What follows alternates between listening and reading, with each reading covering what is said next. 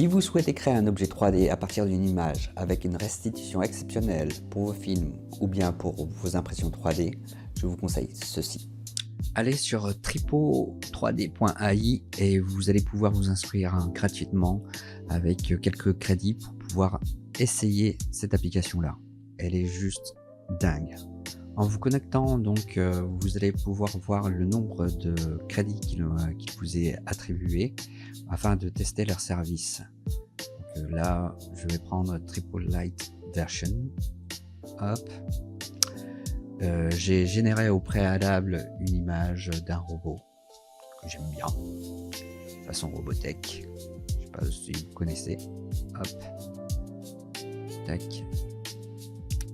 Donc, on va commencer la génération avec une seule image. On va glisser-déposer. On peut mettre une texturation haute définition, mais ça demanderait plus de crédit. Voilà.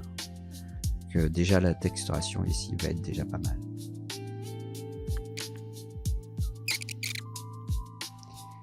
Et voilà. Ça a été plutôt rapide, hein. Franchement. Voilà ce que ça nous donne. Franchement, regardez, c'est exceptionnel. Vraiment, oh. J'adore. Voilà. On peut appliquer un rigging, c'est-à-dire qu'on peut l'animer par la suite. On peut lui appliquer du style et on peut l'exporter à différents formats pour que vous puissiez l'utiliser dans vos logiciels 3D préférés. Donc moi j'utilise essentiellement du FBX, OBJ et puis STL, mais voilà, il y a d'autres formats que vous pouvez utiliser. On peut le télécharger, donc on peut également le styliser façon Lego, Voxelize, Voronoi. Ça va vous coûter 10 crédits.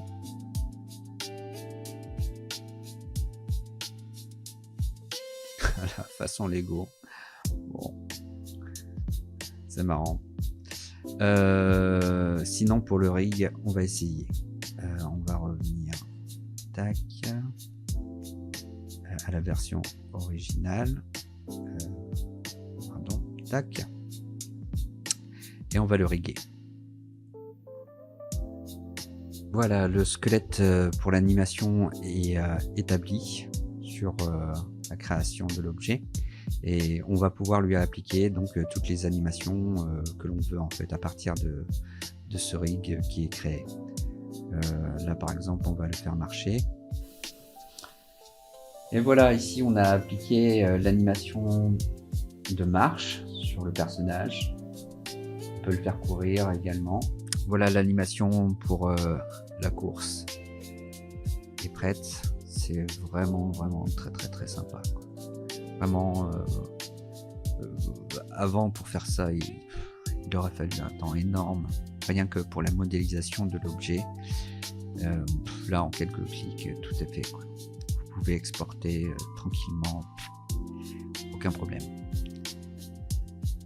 Donc, il y a d'autres possibilités encore qu'on va pas voir forcément aujourd'hui, mais là juste pour vous montrer quelles sont les possibilités aujourd'hui au niveau technologique et la qualité que ça amène et les ouvertures que ça amène en fait.